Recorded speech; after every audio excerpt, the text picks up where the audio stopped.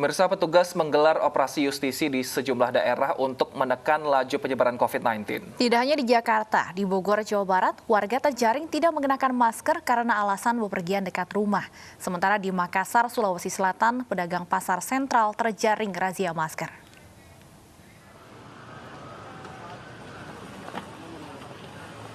Razia tertib masker digelar petugas gabungan di Jalan Rawakepa, Jatipulo, Palmerah, Jakarta Barat pagi tadi. Dalam 1 jam, 15 pelanggar terjaring razia karena menggunakan masker dengan tidak benar. Para pelanggar protokol kesehatan tersebut langsung didata dan dijatuhi sanksi sosial dengan membersihkan sampah di pinggir jalan atau sanksi denda sebesar Rp250.000.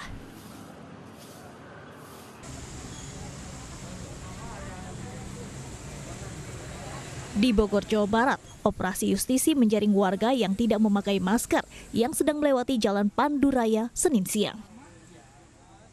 Tidak hanya didata, warga yang kedapatan melanggar juga dikenakan sanksi berupa denda dan hukuman menyapu jalan hingga push up. Sebagian diantaranya mengaku tidak pakai masker karena hanya bepergian dekat dengan rumah. Biasa kan pakai masker. Biasanya pakai kalau jauh, Mas. Tadi mana bukan karena dekat. Nggak tahu ya akan ada razia ya. Tahu. Biasanya kan nggak Terus ada. sekarang kan kena sanksi sosial, mau diikutin? Iya. Oh biasanya emang pakai masker, cuma karena tergesa-gesa ya. Bapak sekarang kena sanksi apa nih? Denda apa? Bapak pilih denda apa pilih sanksi sosial?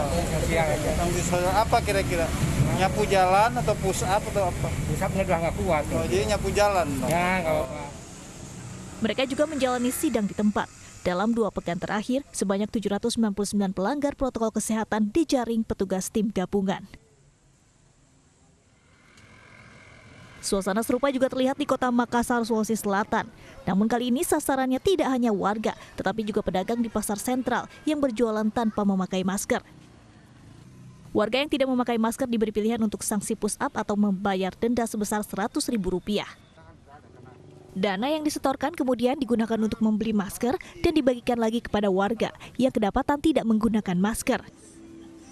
Razia masker yang belakangan marak digelar di berbagai daerah bertujuan untuk menekan laju penyebaran COVID-19. Tim Liputan iNews melaporkan. Ya, sangat disayangkan ya kalau kita lihat masih banyak masyarakat yang tidak menggunakan masker. Kalaupun keberatan membeli masker bedah, tentunya sudah banyak saat ini masker kain yang bisa dibeli dan digunakan berulang kali. Betul sekali, apalagi masker kain saat ini harganya sudah terjangkau yang pasti bisa dibeli oleh warga.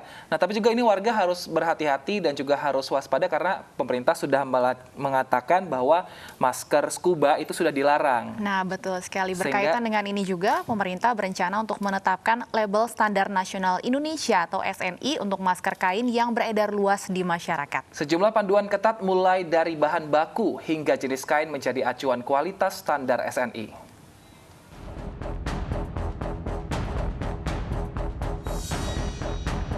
Untuk mencegah penularan COVID-19, masyarakat diwajibkan menggunakan masker saat beraktivitas di luar ruangan. Di awal pandemi, masyarakat sempat kesulitan mendapatkan masker medis. Selain harganya yang mahal, masker medis juga langka di pasaran, hingga akhirnya pemerintah menganjurkan masyarakat memakai masker kain sebagai pelindung. Namun kini, masyarakat harus bersiap lantaran masker kain yang digunakan harus memenuhi standar SNI. Berdasarkan laman Badan Standarisasi Nasional, sejumlah kriteria yang ditetapkan diantaranya, masker terdiri dari 2 lapis kain yang terpisah atau menyatu dengan teknik tertentu. Masker kain juga dikemas per buah, dilipat atau dibungkus plastik. Dalam kemasan juga tercantum merek, negara pembuat, bahan baku serat setiap lapisan, ketentuan label cuci sebelum pakai, dan petunjuk pencucian, serta tipe masker kain. Di luar ketentuan SNI, masker kain yang dipakai sehari-hari harus sering dicuci agar terbebas dari bakteri yang menempel pada kain. Mencuci masker pun ternyata tidak sembarangan, melainkan ada tata caranya, seperti mencuci masker dengan bahan kain katun, memakai deterjen, menggunakan air panas atau klorin, merendamnya selama 10 menit, dan membilasnya pada air dengan suhu kamar. Serta masker harus benar-benar kering sebelum dipakai. Standarisasi dinilai penting untuk memastikan standar kesehatan masker yang diperjualbelikan di masyarakat. Lantas, bagaimana tanggapan dan kesiapan para produsen masker merespon penetapan standar SNI pada masker kain? Tim Liputan iNews melaporkan. Nah, lalu seperti apa masker yang tepat untuk digunakan mencegah penyebaran virus corona? Kita akan berbincang langsung dengan Dr. Muhammad Fajri Adai sebagai dokter umum yang juga relawan COVID-19. Selamat siang, Dr. Fajri. Selamat siang, Mas. Nah, Dok, saat ini kan sudah ada standar dari pemerintah untuk masker ini. Nah, baiknya yang cara simpelnya, lapisan apa saja yang dibutuhkan warga untuk memakai masker kain khususnya? Jadi kalau kemarin ya, WHO sudah mengeluarkan ya, awal September kemarin mengeluarkan, ada anjuran ada 3 lapis kalau WHO. Yang pertama, lapisan paling dalam itu adalah katun, karena berfungsi untuk menyerap droplet atau cairan yang keluar, butiran cairan yang keluar dari mulut kita. Lapisan yang kedua, itu boleh spunbone atau bahan-bahan yang bisa memfiltrasi cairan tersebut. Nah, lapisan yang ketiga, yang terluar, itu lapisan misalnya polipropilen atau campuran antara katun dengan polipropilen. Yang intinya, dia tidak bisa melindungi kita dari luar, supaya butiran itu tidak mengenai kita dan jatuh gitu. Jadi kayak lapisan anti air di bagian luarnya. Sebenarnya itu yang standar yang paling baik. Tapi kan standar kemarin kan muncul ada minimal 2 lapis ya. Itu kan ada juga penelitiannya, itu udah bahas minggu lalu. Oke, Dr. Fajri, memang saat ini kan kebanyakan masker kain yang sudah diproduksi ini hanya 2 lapis ya. Nah, kebanyakan masyarakat nih suka melapisi lagi, misalnya dengan menggunakan tisu. Seperti itu sebenarnya efektif tidak sih? Sebenarnya kalau dilapisi dengan tisu, belum ada pembuktian bahwa akan efektif. Karena kita tahu pori-pori tisu berbeda dengan pori-pori yang lain. Lebih baik dilapiskan dengan materi yang lebih tahan air ya, itu di tengah. Kemudian jika mau pakai masker 2 lapis, lebih baik pakai katun dengan kerapatan minimal 180 benang per inci gitu. Jadi ada spesifikasi katun tertentu yang memang baik untuk filtrasi atau penyaringan droplet gitu, atau cairan yang keluar dari mulut kita. Sebaiknya begitu idealnya. Baik, nah Dok, ini kita lihat juga karena kalau untuk masker kain ini kan otomatis para pedagang dan juga para perajin ini terdampak karena ada standar yang sudah diciptakan oleh WHO dan disosialisasikan juga oleh pemerintah. Nah, ini ada rekan kita yang ada di lapangan saat ini, sudah ada Chandra di salah satu pasar tempat berjualan masker. Seperti itu, bagaimana tanggapannya? Ya Chandra, apa tanggapan para pedagang masker mengenai standar dari masker ini? Ya, Wilson dan juga Stefani, memang salah satu protokol kesehatan yang wajib digunakan saat masa pandemi seperti saat ini adalah menggunakan masker. Dan memang pemerintah sejak beberapa pekan terakhir ini mengimbau masyarakat agar menggunakan masker jenis kain dan meninggalkan masker scuba atau buff.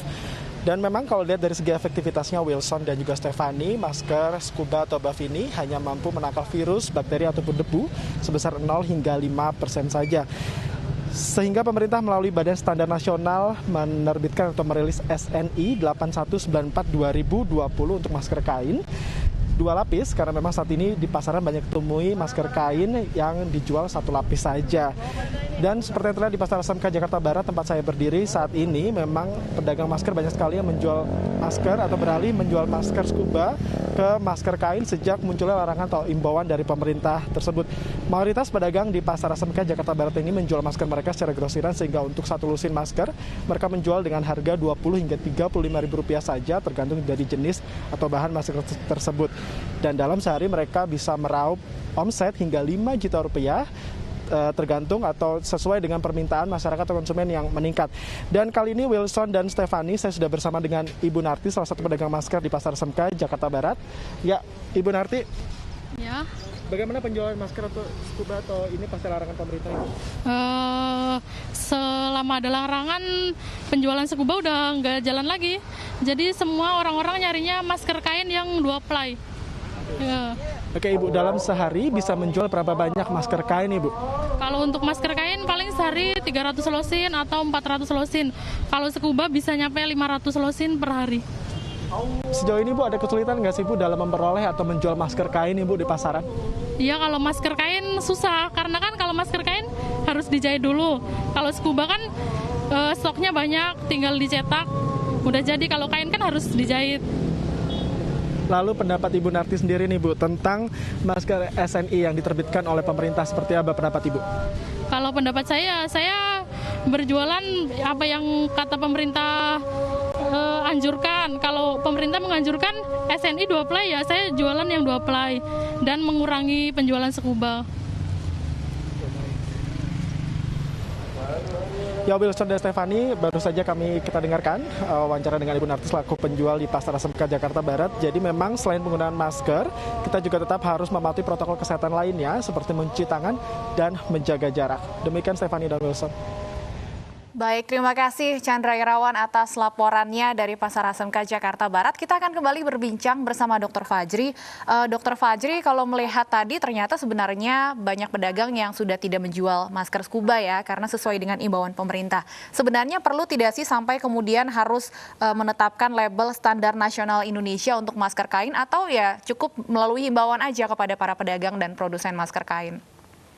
Jawabannya cukup dilematis karena ketika kita bilang perlu, artinya UMKM atau masyarakat kecil yang memiliki usaha ini betul-betul harus mendaftarkan dan mengujinya. Sebenarnya jika memang sepertinya perlu, argumentasinya adalah harus ada standar, karena kan kita nggak tahu nih, banyak sekali yang bertanya sama saya juga di media sosial, ribuan orang bahkan mempost itu. Jadi mereka bertanya sebenarnya bahan ini tuh sesuai apa enggak gitu. Ketika itu tidak dikaji, kan nggak tahu sebenarnya ini katun yang efektif apa enggak. Ini standarnya betul apa enggak, sesuai dengan yang distandarkan atau tidak gitu. Jadi memang akan, harus ada akomodasi regulasi yang tepat. Maksudnya ketika menerbitkan suatu SNI berarti nanti prosesnya harus cepat, birokrasinya harus lebih baik, proses pengecekannya juga labnya harus cepat, dan informasi di mananya itu harus cepat juga. Jadi masyarakat, apalagi usaha UMKM ya, ini kan tidak mesti pedagang yang besar atau usaha yang besar, itu punya akses untuk mengetahui di mana lokasi pengecekan tersebut gitu. Jadi nggak bingung, karena nanti juga kalau bingung juga akhirnya hanya kalangan tertentu saja yang bisa mengakses SNI ini. Jadi harus adil juga terhadap semua orang, semua pedagang kalau perlu gitu, memiliki akses ini untuk pemeriksaan dan mendapatkan label SNI ini jika memang itu diwajibkan.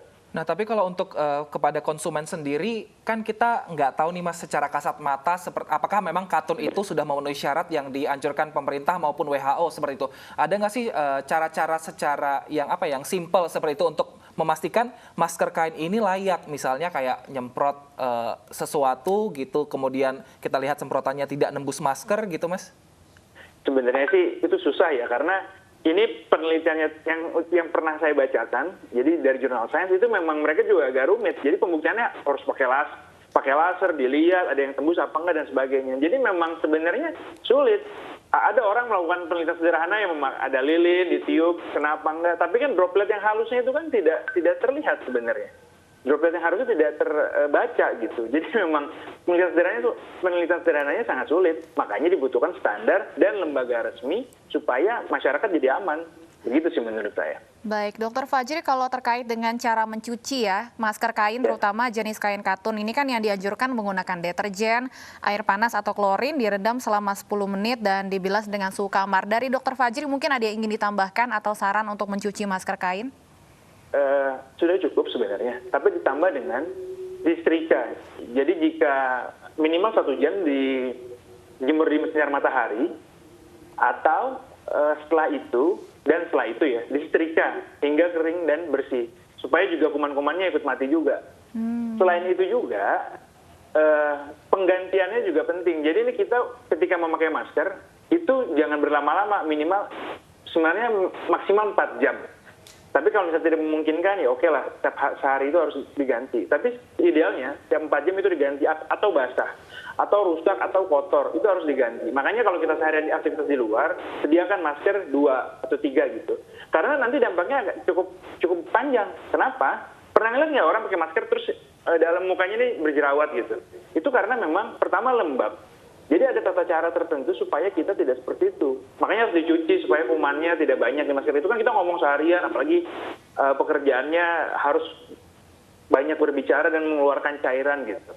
Jadi kalau tipsnya untuk supaya tidak berjerawat, maskernya boleh dibuka tiap misalnya 2 jam, tapi di ruangan yang terbuka misalnya, kita berdiri di depan jendela atau di ruangan terbuka nggak ada orang, boleh kita buka. Kemudian kalau bagi wanita, make up-nya nggak usah terlalu tebal. Kalau perlu, ada yang tertutup masker tidak perlu memakai make up. Gitu, kurang lebih begitu. Baik, jadi Baik, harus terima kasih. Dr. Muhammad Fajri Adai telah bergabung bersama kami di iNews Siang. Banyak sekali ilmunya, sehat selalu, Dok. Terima kasih, sama-sama.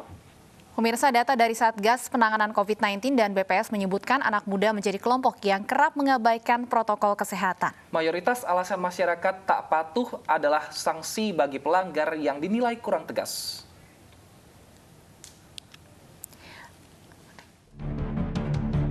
Kasus COVID-19 di Indonesia terus bertambah, bahkan dalam sehari jumlah kenaikan berada di angka 3.000 kasus dalam 2 pekan terakhir. Badan Pusat Statistik menemukan 17% dari penduduk Indonesia merasa tidak akan terpapar virus ini. Hal ini menjadi perhatian Satgas COVID-19. 45 juta orang warga negara Indonesia masih merasa tidak akan terpapar COVID atau tidak akan kena COVID. Padahal kita semua tahu status yang kita hadapi sekarang adalah pandemi. Artinya boleh dikatakan tidak ada satu jengkal tanah pun yang akan betul-betul aman atau yang betul-betul bebas dari COVID. Anak muda pun menjadi perhatian karena kerap tidak patuh dengan protokol kesehatan. Selain itu, BPS juga mendata warga yang taat protokol kesehatan adalah mereka yang berpendidikan tinggi. Jadi perlu terus-menerus digalakkan bahwa siapapun itu bisa terkena risiko karena COVID-19 tidak mengenal umur, tidak mengenal jenis kelamin, tidak mengenal pendidikan, tidak mengenal status sosial. Jadi perlu ada sentuhan khusus supaya pemahaman masyarakat menjadi lebih komplit. Warga mengaku tidak mematuhi protokol kesehatan karena sanksi yang kurang tegas. Bahwa 55% responden berpendapat karena tidak ada sanksi. Jadi sekarang ini pemerintah sudah menerapkan sanksi, nampaknya ke depan sanksi ini perlu lebih dipertegas lagi. Kemudian juga karena tidak adanya kejadian penderita COVID di lingkungan sekitar, itu menjadikan alasan mereka tidak mematuhi protokol kesehatan.